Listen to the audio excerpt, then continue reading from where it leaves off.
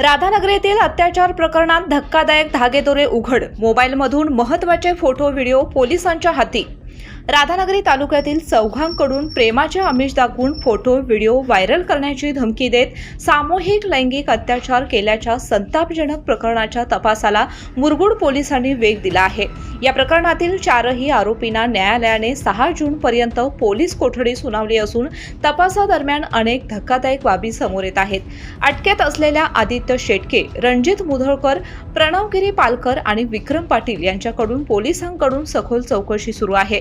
प्राथमिक तपासात आरोपींकडून गुन्ह्याची कबुली मिळाल्याची माहिती समोर येत आहे. पीडित तरुणीच्या तक्रारीनंतर उघडकीस आलेल्या या प्रकरणात पोलिसांनी अत्याचार झाल्याचा आरोप असलेल्या विविध ठिकाणांची पाहणी केली आहे. मुरगुड तलाव परिसर, गिरगाव, कात्यायनी, कोल्हापूरमधील लॉज तसेच इतर संबंधित ठिकाणी जाऊन पुरावे आणि माहिती संकलित केली जात आहे. तपासादरम्यान आरोपींचे मोबाईल जप्त करण्यात आले असून त्यातील डिजिटल माहितीची छाननी सुरू आहे. पोलिसांच्या हाती काही फोटो, व्हिडिओ आणि महत्त्वाचे डिजिटल पुरावे लागल्याची माहिती समोर आली आहे. काही माहिती जाणून बुजून डिलीट करण्यात आल्याची शक्यता असल्याने सायबर तज्ज्ञांच्या मदतीने ती पुन्हा मिळवण्याचे प्रयत्न सुरू आहेत. मुरगुडच्या सहाय्यक पोलीस निरीक्षक क्रांती पाटील यांनी दिलेल्या माहितीनुसार पहिल्या 3 आरोपींकडून पीडितेवर प्रत्येकी एकदा अत्याचार झाल्याचे प्राथमिक तपासात स्पष्ट झाले आहे.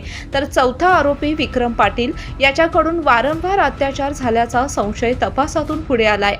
या संदर्भात तांत्रिक आणि भौतिक पुरावे गोळा करण्याचे काम युद्ध पातळीवर सुरू आहे. या घटनेमुळे संपूर्ण महाराष्ट्रावर संतापाची तीव्र लाट उसळली असून दोषींवर कठोर कारवाईची मागणी होत आहे.